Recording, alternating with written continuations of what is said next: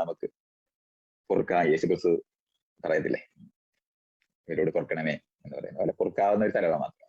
പക്ഷെ അവരുടെ ആർഗ്യുമെന്റ്സോ അല്ലെങ്കിൽ അവരുടെ ആ ചർച്ചയോ നമുക്കത് എടുത്ത് പരിശോധിക്കേണ്ട ആവശ്യമില്ല.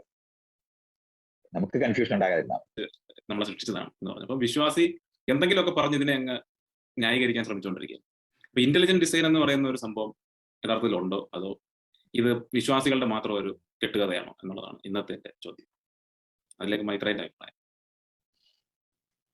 സാധാരണ നമ്മൾ നേരത്തെ കഴിഞ്ഞ തവണയൊക്കെ സംസാരിക്കുമ്പോൾ ഞാനിങ്ങനെ മനുഷ്യരിരുന്ന് ആലോചിച്ചാൽ ഉത്തരം കിട്ടാത്ത കാര്യങ്ങളാണ് ഈ പറയുന്ന മേഖലയൊക്കെ. എളുപ്പമല്ല, അങ്ങനെ അല്ലാതെ മനസ്സിലാക്കാനായിട്ടൊക്കെ ശ്രമിക്കുമ്പോൾ എളുപ്പമല്ല. ഇപ്പോ നമ്മുടെ തന്നെ ഈ പറഞ്ഞ പോലെ മൂക്ക് താഴോട്ടാണ് എന്ന് പറയുമ്പോൾ ഈ മൂക്ക് മഴ പെയ്യുമ്പോൾ വെള്ളം കയറാതിരിക്കുന്നതിന് മാത്രമായിട്ടിരിക്കുന്നതായിട്ട് ചിന്തിക്കുന്നതുകൊണ്ടാണല്ലോ അത്തരത്തിലൊരു ഉത്തരമൊക്കെ പറയുന്നത്. മറ്റു ജീവികളുടെ എല്ലാം മൂക്ക് താഴോട്ട് തന്നെ ഇരിക്കുന്നത് മനുഷ്യർക്ക് വേണ്ടിയല്ല. അതൊക്കെ ആളുകൾ അങ്ങനത്തെ ഉത്തരവൊക്കെ പറയുമ്പോൾ ആ ഉത്തരത്തിനകത്ത് തന്നെ ഇത്തരത്തിലുള്ള അസംബന്ധങ്ങളെല്ലാം നിലനിൽക്കുന്ന നമുക്ക് കാണാൻ പറ്റും. അപ്പൊ അത് നമ്മൾ അവരുടെ ഉത്തരത്തിനകത്തെ ശരി തെറ്റുകളൊക്കെ ഒന്ന് ചർച്ച ചെയ്ത് നമ്മൾ സമയം കളയണ്ട. പക്ഷെ മനുഷ്യരങ്ങനെ ആലോചിച്ചാൽ എളുപ്പമല്ല. മനുഷ്യരും മറ്റ് ജീവികളും തമ്മിലുള്ള വ്യത്യാസം വളരെ വലുതായിട്ട് നമുക്ക് കാണാൻ കഴിയുന്ന ഒരു സ്ഥലമുണ്ട്.